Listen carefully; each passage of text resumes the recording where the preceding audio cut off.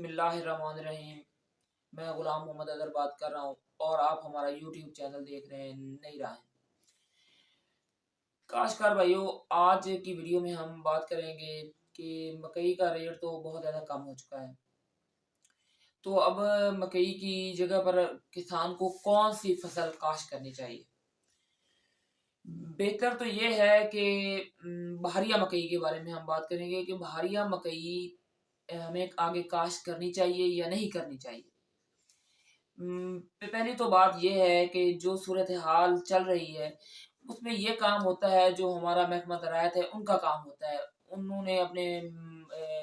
محکمے میں field officer رکھے ہوئے ہیں، کراپ رپورٹر رکھے ہوئے ہیں، ان کا سارا کام یہی ہے، ادارہ شماریات والے ہیں، ان کا کام یہی ہے کہ کسانوں کو بتائیں کہ کون سی فصل آپ نے کاشت کرنی ہے اور کون سی فصل کی اس وقت پاکستان میں ضرورت ہے، یا کون سی فصل جس کی باہر ڈیمانڈ ہے۔ تو یہ تو ہے ان کا کام، لیکن کیونکہ پاکستان میں کوئی بندہ اپنا کام تو کرتا نہیں ہے، دوسرے کے کام میں ٹانگ اڑانا فرض سمجھتا ہے، اور ہماری جو قیادت ہے وہ تو پتہ نہیں کوئی اور ہی کام کرنے میں مصروف ہے، اس کا کسان کی طرف تو بالکل دھیان ہی نہیں ہے کہ اس کو جو مار پڑ رہی ہے، کسان کا جو نقصان ہو رہا ہے اس کی طرف تو ہماری قیادت کا دھیان ہی نہیں ہے۔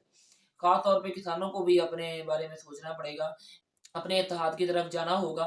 اگر کسان کا اتحاد ہوگا تو اس کی کوئی آواز سنے گا، نہیں تو اس کی کوئی آواز نہیں سنے گا۔ تو آتے ہیں کہ بہاریہ مکئی کاشت کرنی چاہیے کہ نہیں کرنی چاہیے۔ جی کسان بھائیوں، بہاریہ مکئی آپ کو کاشت کرنی چاہیے، ہو سکتا ہے کہ اس کا ریٹ اچھا ہو جائے، کیونکہ اس وقت ہماری جو موسمی مکئی ہے اس کی بھی جو کاشت تھی وہ بھی کم تھی، اور کیونکہ وہ پچھلی مکئی کی بمپر خراب ہوئی تھی، ابھی کچھ نہ کچھ جو مکئی ہے بہاریہ جو پچھلی پڑی ہوئی تھی مارکیٹ میں، وہ پاکستان سے باہر جانا شروع ہو گئی، ایکسپورٹ ہو رہی ہے، تو اس کے ایکسپورٹ ہونے کی وجہ سے بھی انشاءاللہ تعالی مکئی کے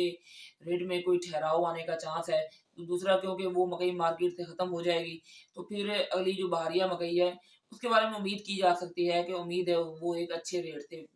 پہ بکے گی، کیونکہ پچھلی دفعہ تو وہ شروع میں 3000 روپے میں بھی بکی ہے۔ تو ہمیں امید ہے کہ بہاریہ کا ریٹ جو ہے وہ ایک مناسب ریٹ رہے گا، جو اس وقت موسمی کو مار پڑ رہی ہے وہ بہاریہ کو مار نہیں پڑے گی۔ اس میں تجزیہ یہ ہے کہ جو بہاریہ کی کاشت ہے، کافی سارا جو کسان ہے وہ گندم کی طرف شفٹ ہو گیا۔ گندم کی طرف شفٹ ہونے کی وجہ سے جو بہاریہ مکئی ہے اس کی کاشت کافی زیادہ کم ہو چکی ہے،